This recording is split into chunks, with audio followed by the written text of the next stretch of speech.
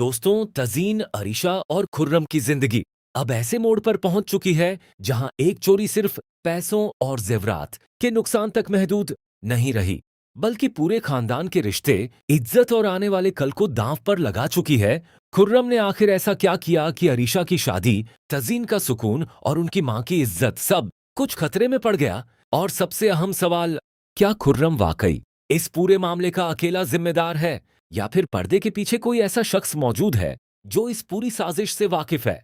दूसरी तरफ रजा, मोहतशिम और शैला के दरमियान भी हक और जायदाद की एक अलग जंग शुरू हो चुकी है, जहां हर किरदार के पास अपना सच है और हर किसी के दिल में एक छुपा हुआ मकसद।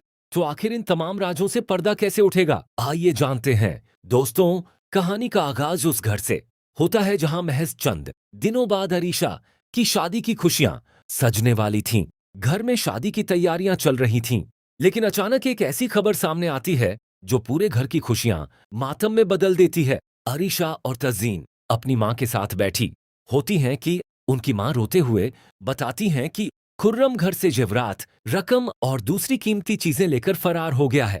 अरीशा के लिए ये किसी सदमे से कम नहीं था, क्योंकि उसने अपनी शादी के लिए बड़ी मेहनत से एक एक चीज जमा की थी। उसने अपनी शादी को लेकर कितने ही ख्वाब सजा रखे थे, लेकिन खुर्रम के एक फैसले ने पल भर में सब कुछ बिखेर दिया। तज़ीन भी खुर्रम की इस हरकत पर बेहद गुस्सा होती है। वह अपनी मां से सवाल करती है कि जब खुर्रम काफी अरसे से पैसों की तलाश में था, तो फिर घर में इतनी बड़ी रकम और जेवरात क्यों छोड़े गए? मां बताती हैं कि अलमारी बाकायदा बंद थी और उन्हें पूरा यकीन था कि घर का सामान महफूज है।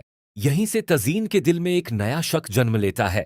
क्या खुर्रम ने सिर्फ चोरी की थी, या फिर उसने पहले से ही सब कुछ मंसूबा बना रखा था? घर वालों के सामने सबसे बड़ी परेशानी अब अरीशा की शादी थी। शादी के लिए हाल की रकम अदा करनी थी, और अगर वक्त पर पेमेंट न हुई तो एडवांस भी जाया हो सकता था।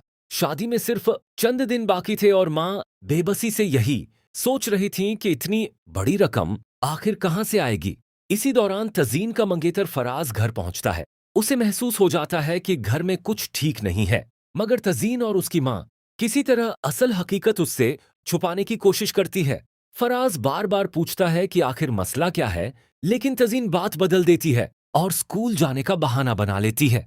फराज को क्या मालूम था कि जिस लड़की से वह चंद दिनों बाद शादी करने वाला है, वह अपने ही घर की एक बड़ी परेशानी को अपने सीने में छुपाए बैठी है। दूसरी तरफ तज़ीन आखिरकार खुर्रम को उसके दोस्तों के बीच ढूंढ निकालती है। वह सबके सामने उससे रकम और जेवरात वापस करने का मुतालबा करती है, लेकिन खुर्रम को अपनी हरकत पर जरा भी शर्मिंदगी नहीं होती। वह बेखौफ होकर बताता है कि उसने रकम खर्च नहीं की, बल्कि उससे एक जिम खरीद लिया है और उसका कारोबार चल पड़ा तो वह चंद महीनों में सारे पैसे वापस कर देगा।